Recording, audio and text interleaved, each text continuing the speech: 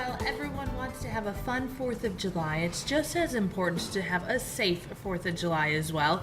Every year, thousands are treated for burns and other fireworks-related injuries.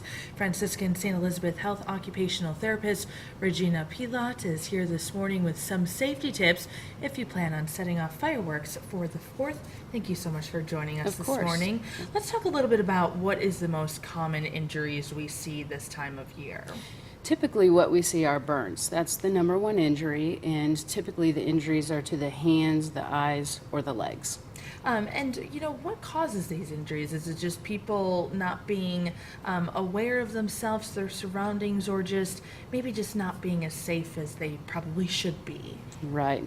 A lot of times, actually the injuries occur because maybe people that are too young are handling the fireworks. Greater than half of the injuries actually happen to children, young children, or people less than the age of 20. And you told me something really interesting just a few minutes ago. We think of maybe the big explosives being, the most dangerous, but really those little sparklers are pretty dangerous themselves.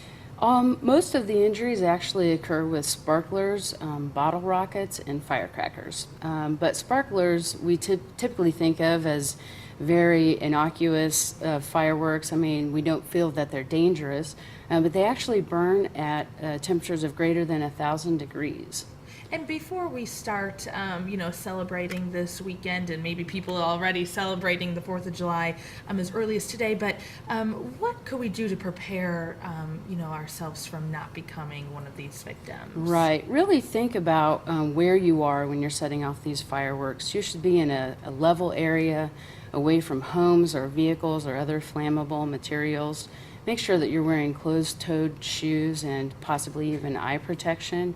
And definitely don't allow your children, or children particularly under the age of 12, to handle fireworks. And if you do find yourself, possibly injured, seek treatment, obviously, right away. Of course, seek medical treatment right away. All right, Regina Pilotte with Franciscan St. Elizabeth, thank you so much for all those wonderful tips. Thanks for having me.